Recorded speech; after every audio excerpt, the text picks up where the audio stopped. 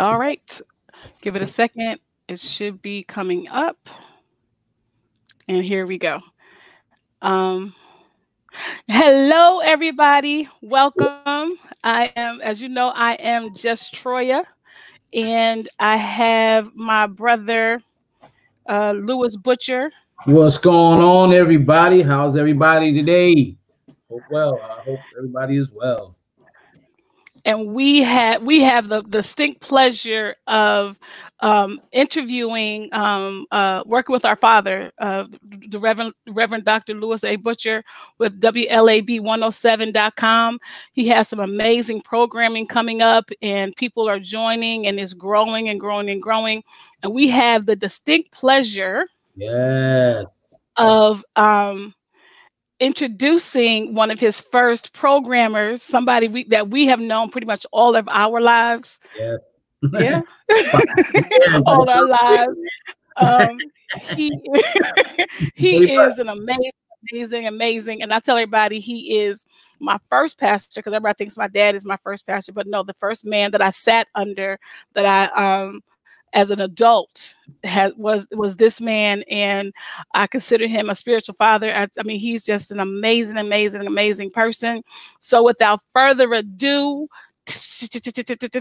drum roll. Hurry up. Hailing from hailing from Washington, D.C. He is the pastor of the Mount Pleasant Baptist Church, Pastor Terry D. Here he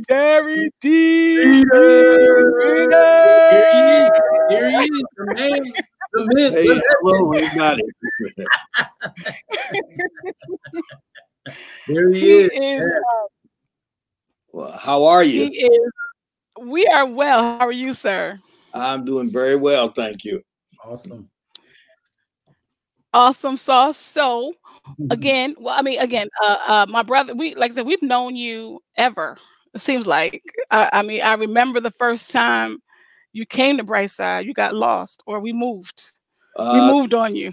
The first time I came to Brightside was the year that you moved from when you moved to South Queen Street, from South Prince to South Queen. Right.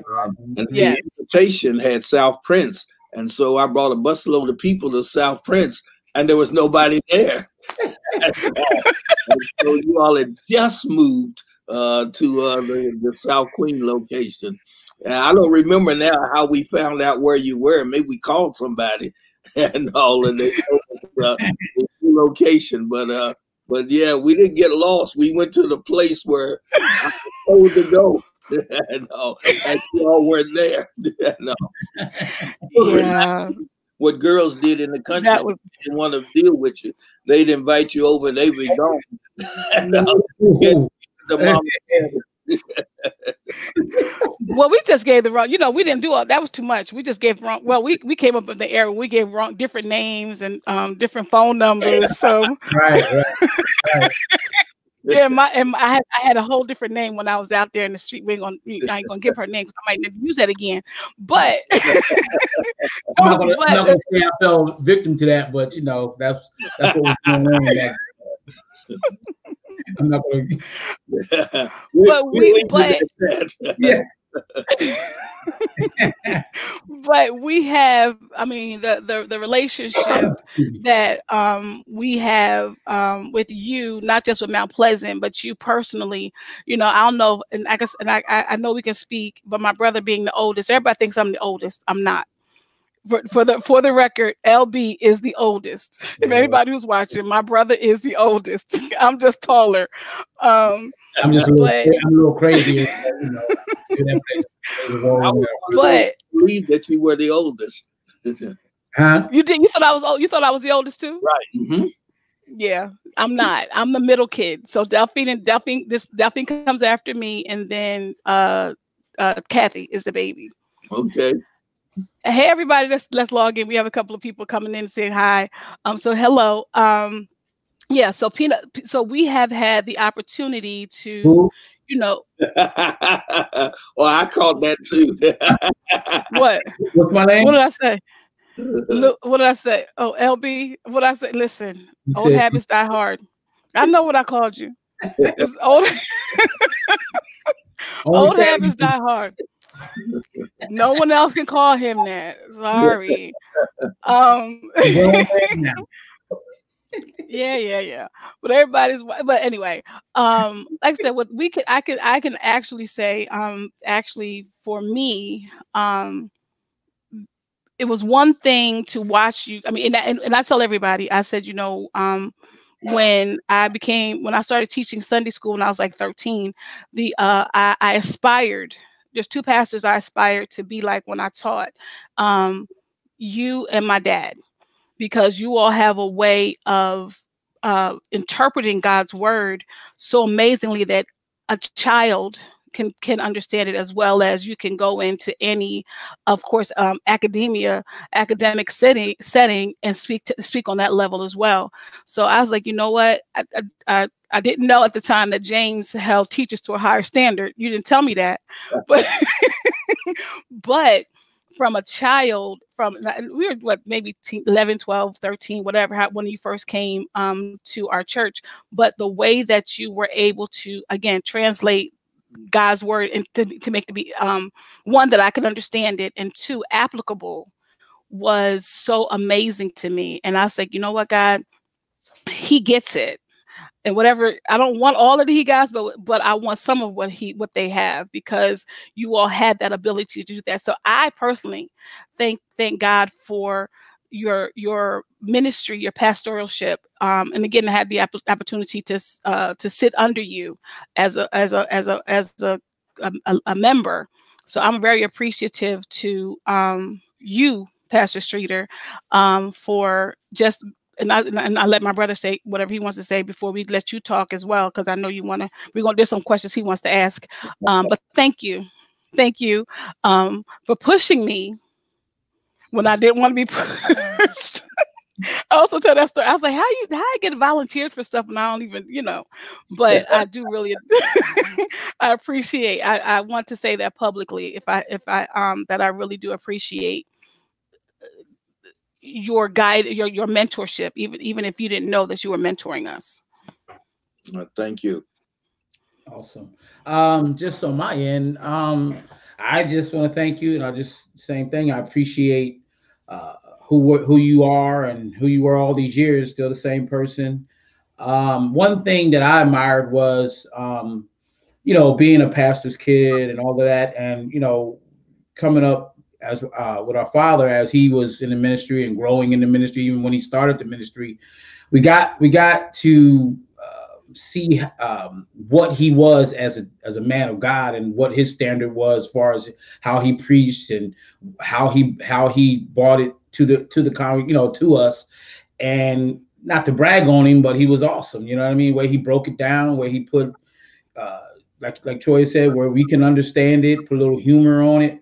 And just put it out there, so how we can live on it, live with the word. So that was that breakdown was good, because as well as we know, there's some pastors out there or some preachers that when they preach, it's over the head. I mean, it's like, okay, but I really appreciate when you came in, you brought those same things. And I really, really appreciated that, because that's the main thing. When you hear someone preach, you want to walk away with something, you know what I mean, and be able to apply it to your life. And you did that on a consistent basis. And for you, I mean, I don't even know how many years were you coming to us? How many total years? Oh, I don't even remember. Many. And you never appointed us. So I'm very grateful for that.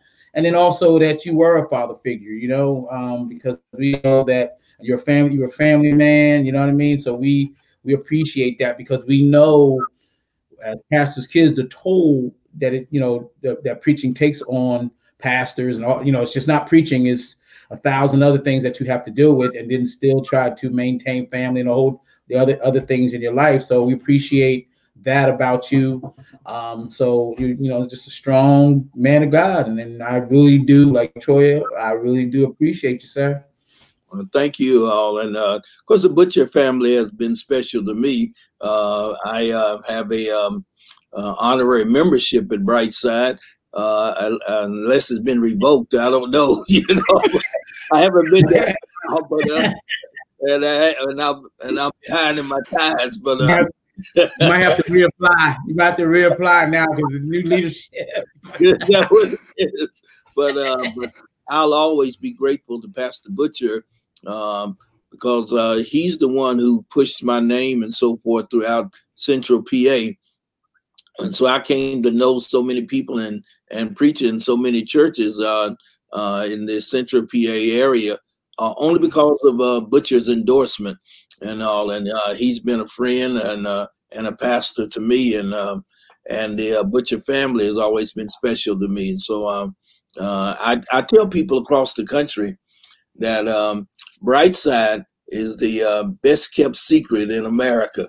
That there is this church in the middle of Amish country that is doing some phenomenal things. I even told them, I said, here's a church that got a bank right, you know, right in the church, right upstairs, right. And a clinic. So you're a little short, you know, you can go right next to no, and get money. I mean, just the concept of the Brightside Opportunity Center was just amazing to me, and to watch Butch as he moved about in Lancaster, and the importance that he had to the whole city of Lancaster was just a blessing to me. And so I've appreciated all the years, and I think back on some of the people that who are no longer with us that I've met along the way. It was Brightside was just a blessing. So every April, well, that was my time, and all that, and we had some great times at Brightside. And hopefully there'll be many more. I'm sorry, go ahead. One thing I remember, man, is how we fed you, man, because it was like you would eat all day, man, and I don't know how you were able to get up there and preach on that, man. I used to drop in, man, a couple times when you guys were out to eat, man, and you were just tearing it up, man, and you know, we used to, you know, you eat those great meals, man, from all over Lancaster and all of that, man. So those were the fun times, man, that I remember. Yeah. Well, you know, I have a philosophy about that. A lot of preachers say that they can't preach, you know, they can't eat before they preach. And my philosophy was always that I would eat because number one, I didn't want to be standing up there telling you how the Lord will feed you when you're hungry and my stomach growls. If I didn't do that, I got a meal out of it. You know, so that was kind of my philosophy. But yeah, there were a couple of nights I remember being miserable. No. Yeah, but I can see how you were doing it, man. But you did it, man. Wow, great time, great meal, man. So yeah, a mess. Well, we want to. You are so funny to me. I mean, I mean, I loved it. That's what I love. That's one of the main things I love, because you just always brought that part of you with you. You wasn't you know, all serious and stiff, so to speak, man. You just preached the word, but you put that in there, that element in there of where we just laughed about it, and it was just you could just preach for hours, man, and we will not be tired of hearing you, man, or whatever, man. So that's the part, you know, I love, man. You just was able to put that humor spin on it, man. So, and your stories. I used to ask, I think I asked you several times, do you have like a book where you get all these stories? I'm like, I mean, you had a story for everything. It was hilarious. Well, you know, as you live, life is an illustration. And so it's all in how you see life. And just about everything can be a teachable moment. And also, so a lot of the stories come from life experiences, and then and the storytelling actually happened because I was the youth minister at Mount Pleasant, and I used to preach in the junior church, preach to children, and so preaching to children, I would use stories. And what I found out that adults start flocking to the children's service. And I would tell a story, you know, like this horse talking to a pig and all that. And the adults would out and say, "Man, that was a pig you had there this morning. That was horse." The adults were getting it, and I said, "Oh, okay." And so that's what started the storytelling and illustrating. And it started with preaching to children, and finding out that many adults learn the same as children.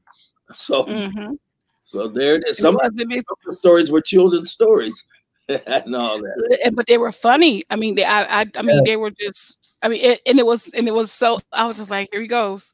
And I tell people, I said, listen, he's going to tell you a story, and it's going to be funny if you don't do anything else. You know what, Troy? Because of I told stories all the time, people all across the country would send me stories. And, nice. And so some of the stories I got were stories that people sent me. Now, sometimes I had to doctor them up because they weren't ready for Christian consumption. You know, but people would send me stories from all across the country, and so that kept the barrel fresh, you know. Because you did, I mean, I never understood it. I never understood how you had that many stories. But then that I guess that can segue into a couple of questions that my dad wanted us to ask. Again, for those who are just tuning in, we're welcoming Pastor Terry D. Streeter of the Mount Pleasant Baptist Church in Washington, D.C., 215 Rhode Island Avenue. That's it. Wow. I still remember. He is one of our father's newest broadcasters programs, and he will be on, I think you're on Sundays at noon, right. Tuesdays at 7, yes. Thursday and Thursday at noon, I think it is. So with that, so we're excited about that. We're very excited about that. You know, because he is an amazing minister. So my dad wanted us to ask you a couple of questions. Sure. The first one being, yes, Jesse Richardson, I agree. One of the greatest preachers I've ever known as well, Pastor Streeter. Yes, that's what somebody just said. They just gave you a comment. Oh. I don't know who Jesse Richardson is, but they said one of the greatest preachers they've ever listened to, and he is, and he's a kind person, and people don't know. People don't know this about me. When I or know this about us, and I hope it's okay. Well, since it's my story, I guess it's okay. It's my life. When I was called into ministry, I was irritated. And I was very not happy, and because I was like, God, why are you talking to me and not my brother? And I reached out. That's what AOL had, the messenger, and I reached out to. I still have that. Do you know that? I still have that whole conversation that we had back and forth. Yes, sir, on AOL. And I was like, Pastor Streeter, I don't want to do it. I don't. I'm mad. I just don't want to do. Why is he bothering me? Why is he not talking to my dad, my brother? And he had this whole conversation with me before, when I was called into ministry, and you calmed me down enough to say, okay, I guess I gotta go. So he was an integral part, and that's what I appreciate about Pastor Streeter, because he never, you were never too busy. As busy as you were never too busy.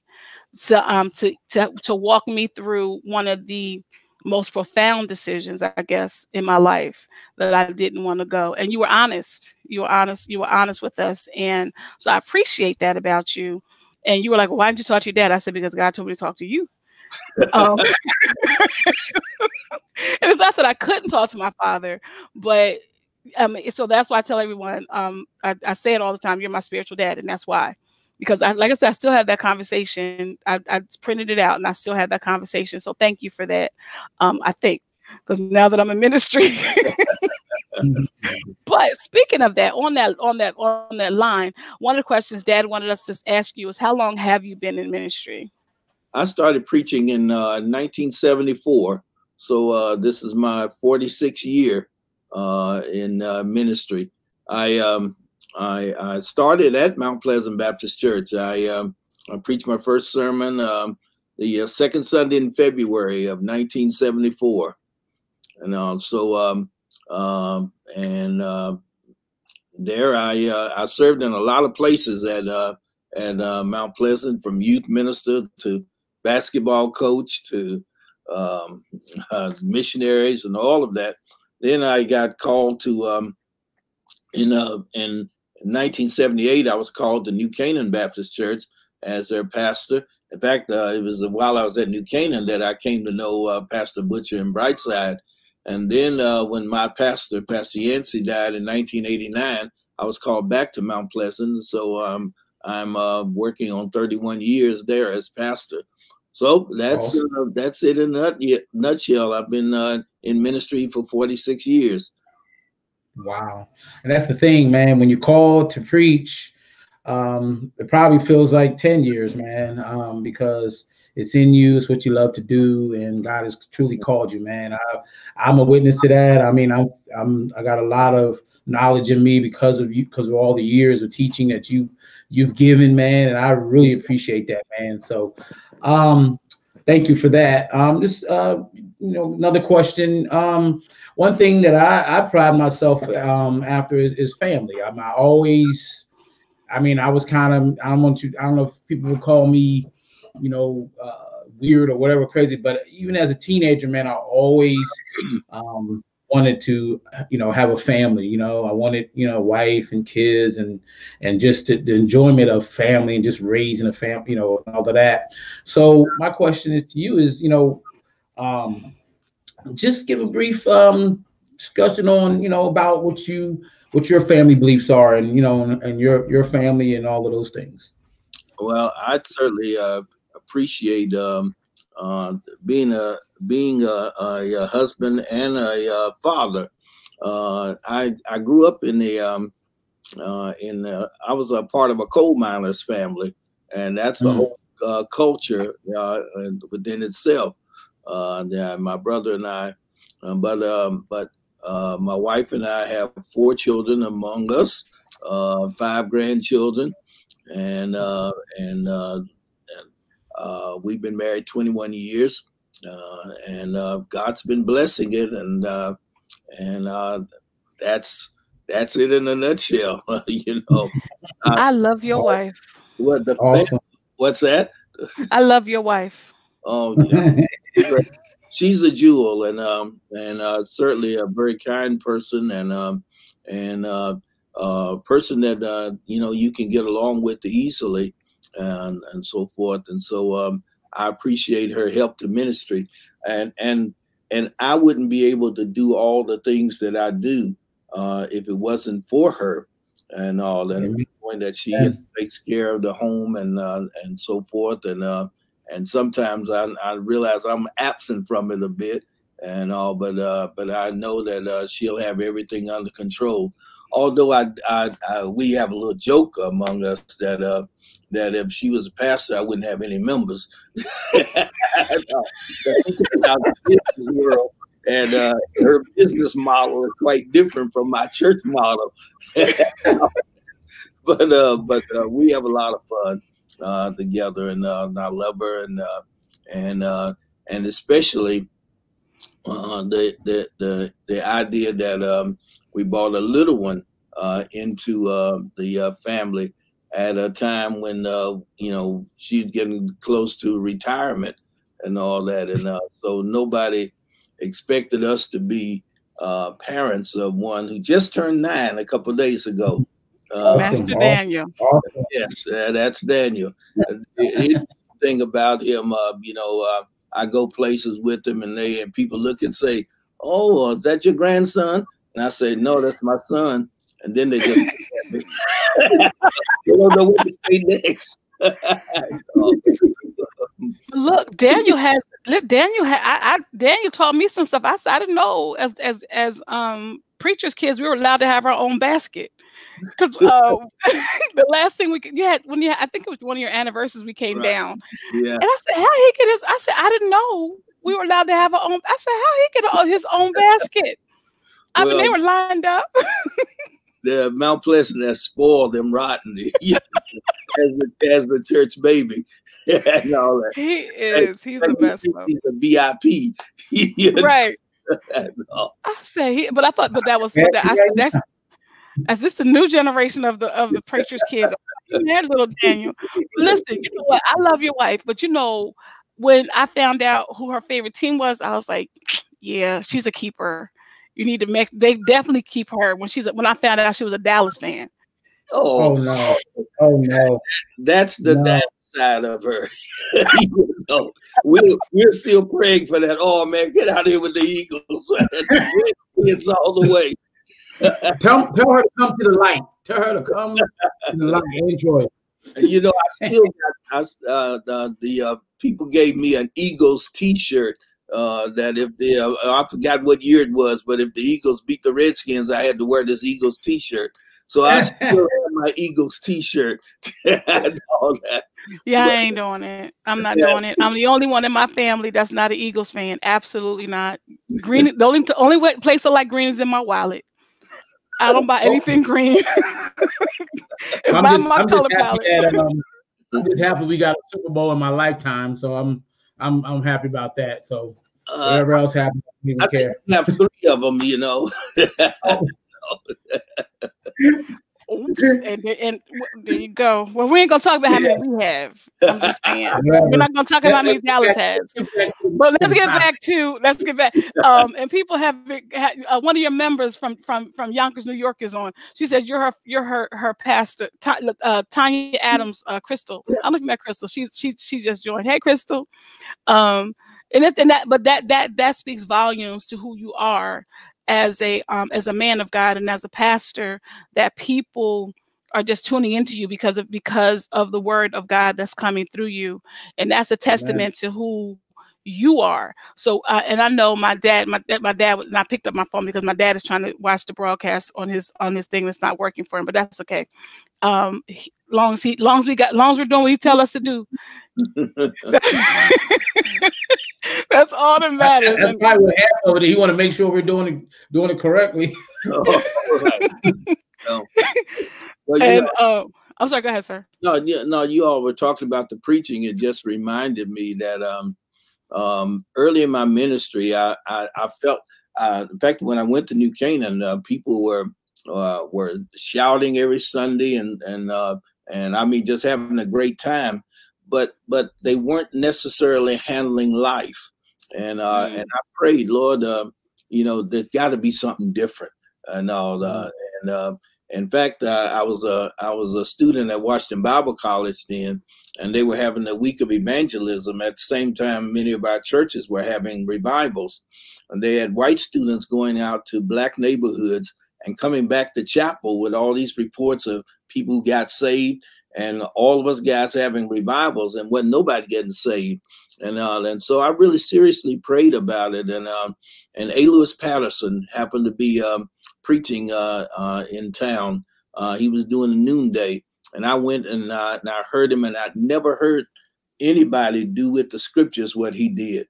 And so I went back every day to hear him, and I said, Lord, I want to be able to do that. I didn't even know what expository preaching was then, and I didn't know the name of it, but I wanted the points and all of that to come right from the Bible. And I remember going to a conference in Chicago, and I went there because A. Lewis Patterson was one of the speakers, but everybody kept talking about the Texas tornado and all that. And I'm saying, who is this Texas tornado? And they were talking about E.K. Bailey. And I'm going, E.K. Bailey, you know, who is this? But oh my God, when E.K. got up that night, I said, wow, I mean, he just blew us away. And so between those two guys, and both of whom are no longer with us, they had a great influence on my ministry. And both of them were personal friends of mine, E.K. Bailey and A. Lewis Patterson. And I prayed that the Lord would allow me to see scriptures in that way. And that when I open up a passage, that he would show me the life application and so forth. And the Lord honored that prayer. And it's kind of hard sometimes to talk about it because people say, well, who did you study under and all that? And I agree that that you ought to get as much education as you can.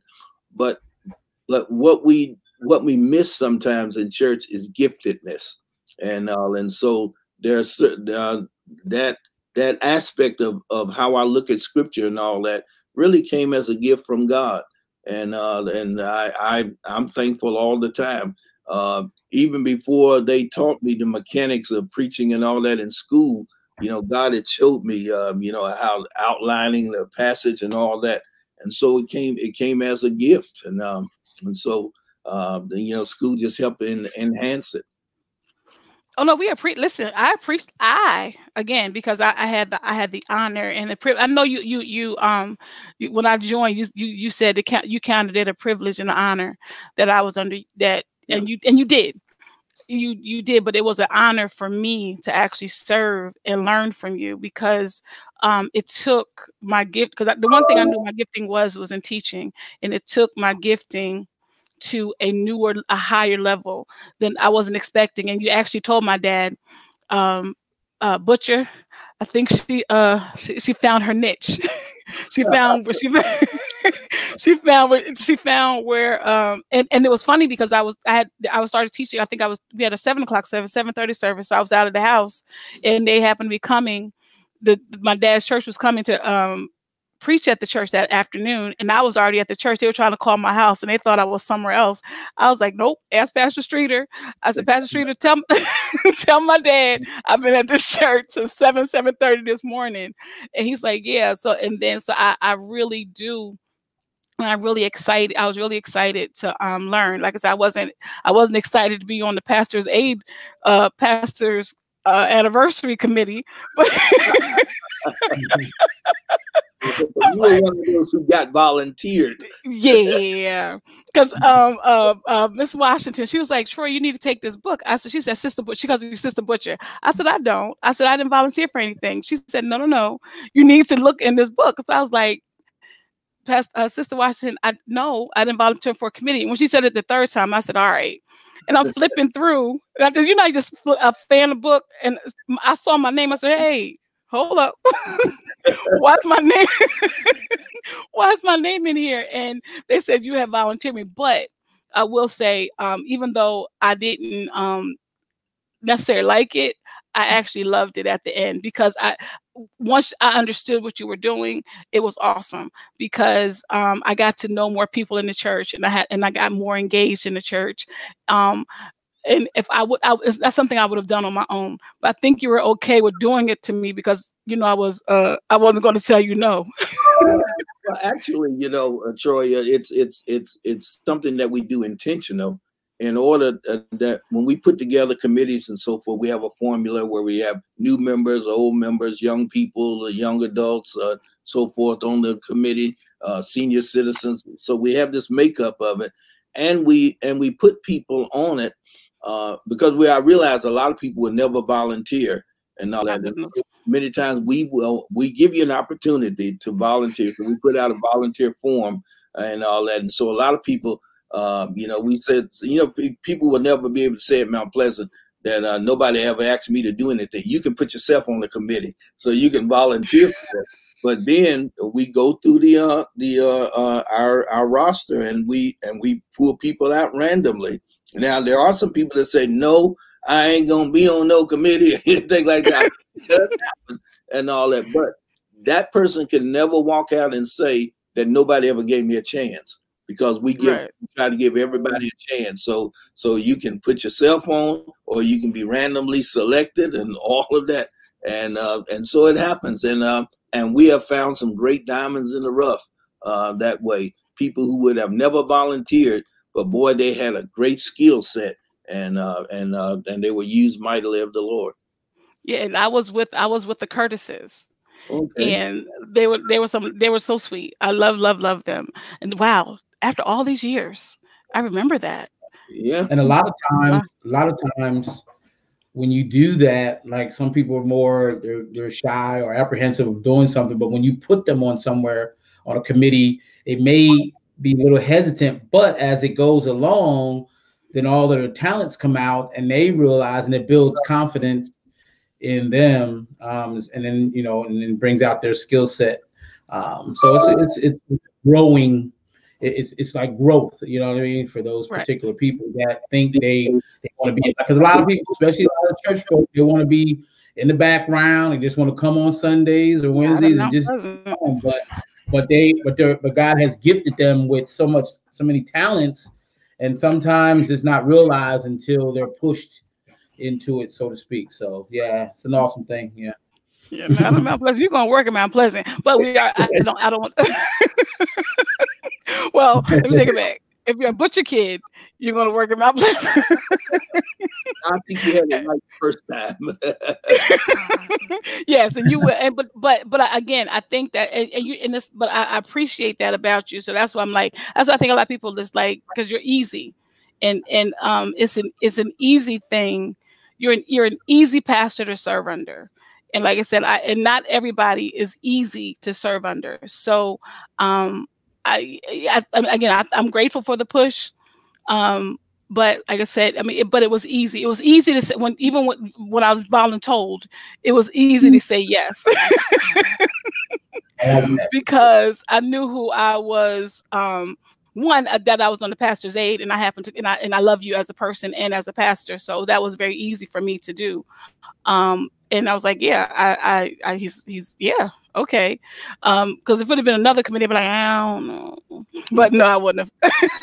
I wouldn't have, because again, we understand that the harvest is plenty and the laborers are few, and we just, that's how we were raised anyway. But yeah. I would never not tell you. But you were Pastor Streeter. There's no telling Pastor Streeter no. Who does that? Believe me. Well, okay. I couldn't let it go back to Brightside that or get back to my parents that I told you no. I didn't need those. I didn't need them problems. I really didn't need them. But with that said, and I know we're getting. I know we said we're gonna try to keep you to 30 minutes because you are a very, very, very, very busy person. But there's a couple of things I want you, and my brother and I will be quiet because there's a couple of things I want you to bring out. One, given our current climate of everything, of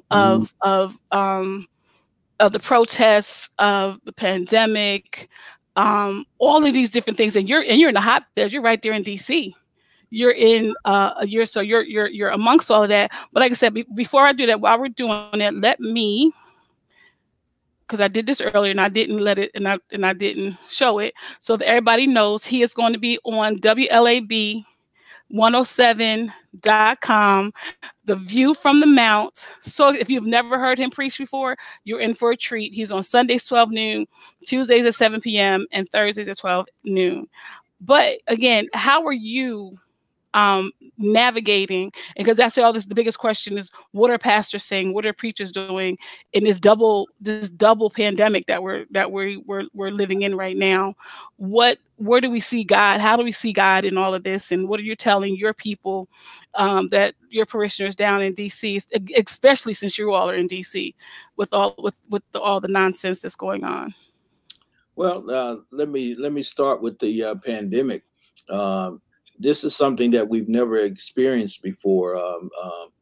Going through this kind of situation or having the church doors shut and all, and it has caused many of us to have to try new methods and all. And we've been doing online worship, online Bible classes, and so forth. And the genius of God is that although the doors have been shut, we're reaching a much wider audience now. At our Sunday morning worship, we have people from California to Carolina, from New York, New Jersey to New Orleans. We even have a pastor from India who watches us. Wow! Nice. Sunday, and I mean the message is far-reaching. Our theme at Mount Pleasant is reaching the world with the gospel. And so through social media and so forth, the net is being cast widely, and even for the classes and all that I teach, the audience is wider. My Saturday class that had an appreciative crowd. It has about tripled, in terms of Wow. time. You know, my seniors class Wednesday is just has exploded enormously. And it's and right now we're even having a virtual youth revival. Tonight's the final night of that, and so we're Nice. doing new things, doing new things, and the gospel is getting out. As one preacher said, that God closed the doors. God emptied the church in order to fill it again. And nice. I mean, he didn't just fill it; he has overrun it. Yes. Now, right. When we come back, we're going to be vastly different from what we were before. I think we'll be better, stronger, and some of the things that we've learned now, we'll have to keep doing. So while we may have a live audience, we may have, we'll probably have the virtual audience too, as we're trying to develop a global congregation, and so people can be connected to us who don't live near us. Now, right. What we're working on with that is if you're in Lancaster and you sow into Mount Pleasant, how does Mount Pleasant sow into you? And so we're working out those things. If you are in India and you become a part of our global congregation, we're trying to affect how we minister to you. Beyond just the social media kind of things. Even looking at if I've got members in Phoenix and I'm happen to be preaching in Phoenix, maybe I can gather the Phoenix Global Congregation for lunch and so forth, and sow into them somehow. So, or I can partner with pastors in the area. You have a death in your family. I can't get there. It's a family in Houston. I can't get to Houston, but I know certain pastors in Houston that can minister to that family on our behalf. And so we'll create networks like that. So those are some of the things I'm working on now. In terms of the protests and all those things that are taking place, I think it's good that it has brought again awareness to the systemic racism in society, and all of us as African Americans have our own stories of racism and how we've been treated. I remember I used to work for Goddard, and one of the reasons I left was that they put me in a job and commended me for how I did it. But then they would not give me the job. They hired somebody that didn't look like me and wanted me to train them to do it the way I did it. I wasn't preaching, but I was speaking in tongue. And so I spoke in tongue and had to leave. You catch that on the way home. But we all have that. We all have the. You didn't need a translator either, did you? No. They understood. They understood. But we have our own stories of being stopped by police and so forth, and we have our own stories of things. My high school class was the first integrated class to go through my high school. And so you're in a school where you're regularly called the N-word and so forth, and even playing ball where people will applaud you while you're on the court, but when you take the uniform off, you're just another, and so forth, and so we have that. Now, what has made the big difference now? Why is everybody now celebrating Juneteenth and all of these other things? Is because of some of the other crowd now that's marching with us. I mean, the Black Lives Matter movement didn't start with Floyd. It's been going on and all that, and right. So others are catching up and all that. Now, thank God for it. My thing is that what's our end game? That's my question. As we're in the streets and all that, we definitely won't be able to sustain you know, the level of protests on and on and on. So what's our end game? And I know we say police reform, you know, and I think the slogan defund the police. I don't really like that slogan. Although I understand what they're trying to say, but it's open to too many interpretations. Where even the president has already said, you know, they're trying to take your guns, now they're trying to take your police, and so forth. You know, because of how, you know, when you say defund, it can mean a whole lot of things and all that. And so so you don't want your own sloganism to hijack your movement. Right. So I think that we need to rethink that one. This is me personally. I'm looking for the end game, and I hope the momentum of the movement right now will carry over to the ballot box. And we've got to be smart, right, even when it comes to the ballot box, in that right now we ought to be strategizing how we'll get people registered to vote. I mean, if you're out there marching and you're not registered, then you need to stop marching and go register. And go get registered, right? And even as churches, you know, we have vans and so forth that we can mobilize our vans to take people to the polls to vote. We've got to be real careful, because there is a movement for voter suppression, and so we've got to know how to play the game and all that. There are just so many things that we've got to be keen about in this. And so, yes, thank God for those young people and so forth who leading the march and all that. But now let's put some strategic minds to make the movement have an even greater impact. Exactly. I agree. Because you down there, you down there in the heat and the thick of it, and that's my question through all of this. We just did a 24-hour global prayer protest where 24 hours, 24 different women prayed, and our biggest goal was to seek direction in this time, because it's like we're out there, but we're not asking God what we're doing. What is our next step? And I said there is a plan. And I was like, but we got to seek God and be safe in this environment, and be safe in this. And that's at the same time, what is our ask? What are we asking to be done? Yeah. And as the Bible says, except the Lord build a house, they labor in vain who build it. So we cannot run without God. You know, we've got the bait. Right. I had one person that say to me that they were tired of praying for the enemy ain't praying for me, and so forth. And but we still got to be true to what God says, and we've got to show that you overcome evil with good, and so you know, God's way is always the best way, and all that. So right.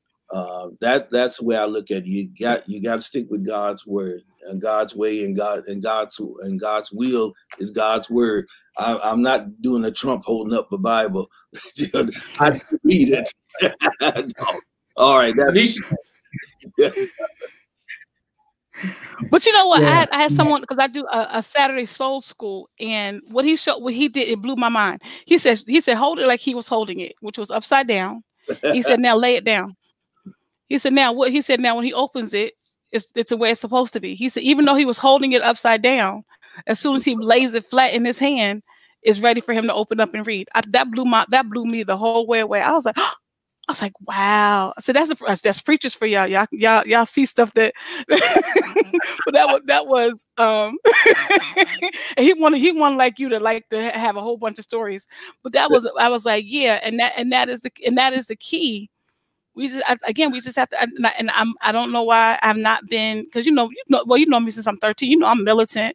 I'm ready to go out there, but but I couldn't. And in this way, I could not, because I have little people, and I have to be very careful because of the pandemic and making sure that my grandchildren, nothing, we don't bring home anything to them. So I said, God, I don't know what to do except for pray. and someone actually said to me, everybody wants to talk about this pie in the sky God. I said, one, he's not a pie in the sky God if you know him. And two, what I'm praying for is guidance for these people. And looting was not the way. But what do we do in this moment that's going to make a lasting effect? Just the same way that, and I keep going back to the bus boycott, that was 381 days, but the effect was, it lasted. They got what they, and they had objectives, right. And people were, and we were praying, they were seeking God, and we were getting on one accord.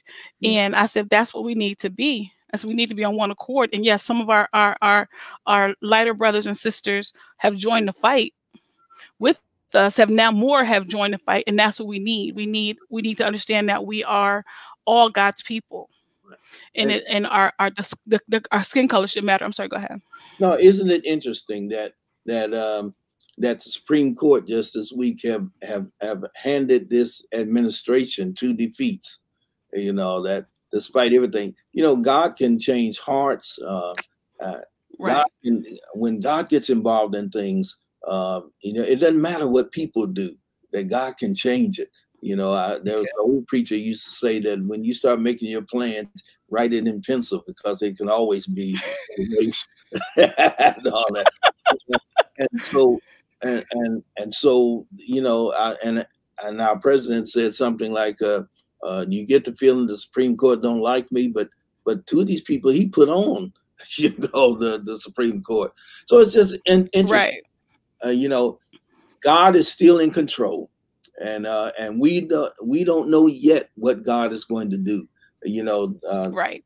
God can take the evil that people intend and turn it around for good, and all. And so, who would think that the killing of Floyd, you know, would have ignited a movement that is not just national but international. That right, that people in other countries are going around, you know, talking about Floyd, and he's become the face of a movement that is worldwide. Wow, you know, only God can bring that about. But isn't it exactly? Isn't it interesting where we are with the pandemic? We are in our houses and we are watching TV. We're watching social media more than ever, and then this happens with Floyd. And then the world is watching, because what else do we have to do? I mean, I'm thinking if we were out here working and our crazy schedules that we, you know, supposedly have, that if that happened, would it get the attention it's getting now? So isn't that God just, you know, putting all this together? Because I say it's going to be a major change, because not only, you know, because in the past you had a few people who are, you know, like Troy said, lighter skin, but there were, I say, a few brave souls because they didn't want to see this happen. But now you're seeing a whole generation that's out there, and they're trying to make this change. So I know because it's such a world, like you said, a worldwide thing, there's going to be some major change coming, and I'm a true believer of that. But one thing I wanted to say that's key is education. So they're out there. But the key is they need to be educated. What are we really? Because it's not just, I mean, George Floyd is a major reason. Is like you said, he's a major reason why this is going on. But we need to also educate what's been going on for years and years and years, and so we can bring that to light. So we can say, hey, it's time.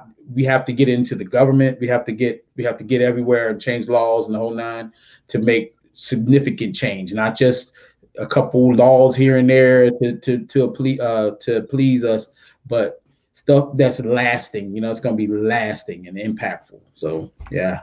You said something that reminded me, and I realized I'm kind of shifting the conversation a little bit. You talked about our being at home and all.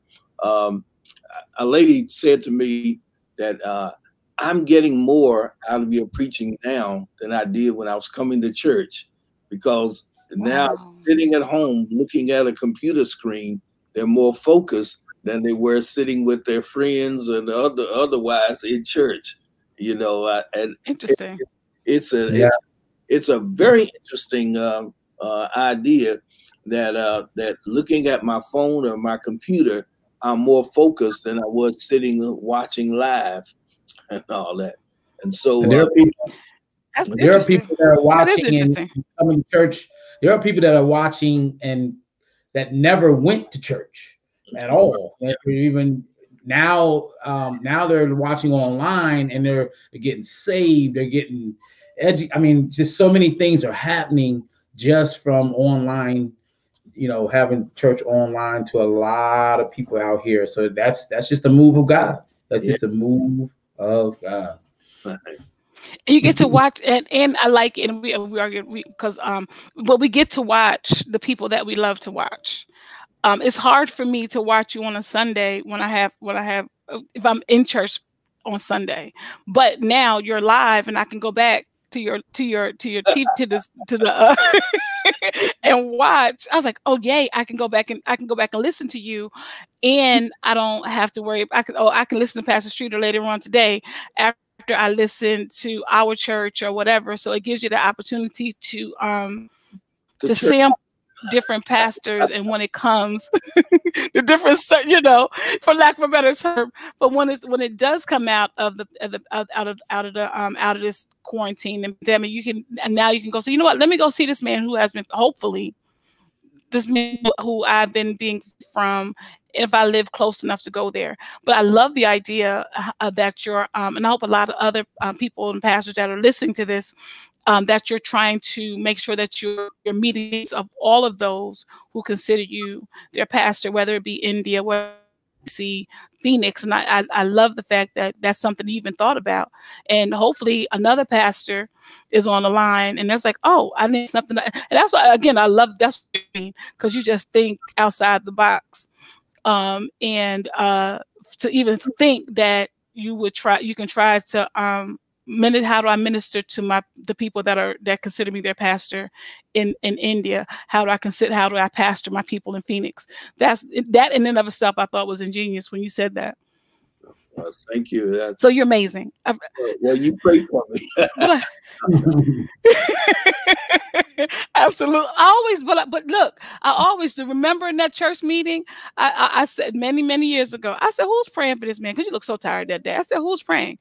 Just pray. Just how you doing? Because so many people, again, being from a pastor's family, we understand that not everybody is really praying, P-R-A-Y, for you, but they may be P-R-E-Y-ing against you. And so the one thing I've always done, I've never not prayed for you, ever.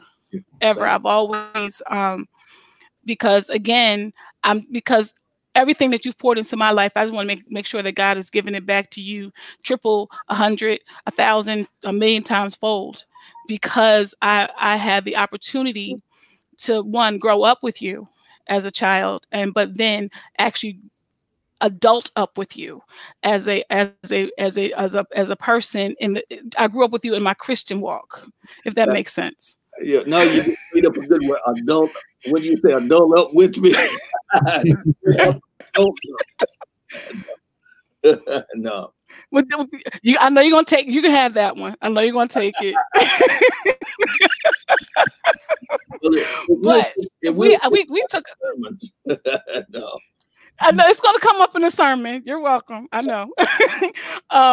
But we have actually, you can't get people on. I mean, again, one, talking about God, but then having the ability to talk with someone that we admire. We really do. And we're so excited that you have, I'm sure my dad, he was just calling. I'm sure my dad, he's real excited about having you. I mean, that's when he said it about coming on WLAB 107. He's like, Pastor Streeter's in. I was like, okay, Dad. All right, when can you talk to him? I was like, I don't know, Dad. I said, we'll figure it out. We'll figure it out how to get him on here. And then we just happen to have the time. And I know we said 30 minutes, but you know, there we go. I told you we all have the gift of gab. Yeah. But just from the comments that are coming through, you know, people, and someone just said, Crystal just said you're an innovative pastor. You are, and we're not, and it's not just to heap praise on you, to tell the truth, because if I didn't believe it, I wouldn't say it. If I didn't feel these things about you, so we're really excited for our Father that you are probably the first one that comes on, but which makes sense because he appreciates you as well. And he enjoys the friendship, and he loves the friendship as much as you do. He really does love Terry D. Streeter and his family. But like I tell everybody, for me, it's always about who's in Terry D's, who's in the man's ear. And Sister Cheryl, love her, love her. So that's why I voted for Obama because of Michelle. So you get kudos because you got Miss Cheryl. But we're so excited to be able to do this for our dad. WLAB 107.com, our newest family. Well, he's always been family, but now he's in partnership with the radio station. So we're really excited about that. Yes, and somebody, yes, Miss Nikki, they are. Pastor Streeter's words are very powerful. God be all up in him all day, every day. That's what somebody just said. So we are so appreciative to you. I don't know if my brother wants to say anything before we give you the final floor to say whatever you want to say, and then we'll be done. Thank you, Doc. That's what you used to say all the time, right? Right. Thank you, Doc, for everything, man. Like I said, man, this interview, the reason why it's taking long because we know you. We know you as a father figure, and it's easier to interview somebody that that's in your heart. You know what I mean? And that's like a family member. So we appreciate all the years, man, that you have sown into us, to our family, our father, and just our church. Just bestowing your wisdom on us, man, and you continue to do it after how many years? 48 years or something. I mean, that's a true calling from God. Some people are not even making it 5 years, man. So it's just a blessing to be able to talk to you, to be able to interview you, and just to bring back all the great memories, man, that we had growing up, listening to your word, the word that God has given you, man. So thank you so much. Thank you. Thank you, man. And thank you, Troy. Well, if I can go ahead. Well, if I can borrow something that you said, you always say, people don't have to be kind, but you all have been unusually kind. And so I'm giving back to you what you've always said. You have been unusually kind to us, and we are very appreciative of that. That's all I want to say. But go ahead, you got it now. Well, thank you for having me. I appreciate the interview, and thank Pastor Butcher for allowing me to be a part of WLAB, and we're praying that God will use it in a mighty and magnificent way, and I pray for the two of you, and again, thank you so much, and may we have to do it again sometime. Yes, sir. Yes, sir. Yes, because I love it. Yes. So again, everybody, you see it scrolling across the screen. He is our newest partner with WLAB107.com. The View from the Mount. And he's going to feed you God's word. He comes on Sundays at 12 noon. You're out of church, so there's no excuse. You can turn it on. and trust me when I say, you will not be disappointed when you hear this brother preach the word God has given him. You will not be disappointed. Trust me. And he's not interrupting on Wednesday night Bible study because he's coming in on Tuesdays at 7 o'clock. So he's not fighting with anybody else's Bible study.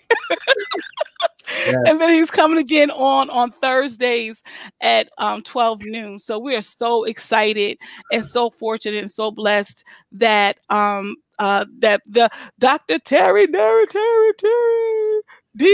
Streeter is on WLAB107.com. And like I said, from all of us, on behalf of our father, welcome, and everybody again, WLAB107.com.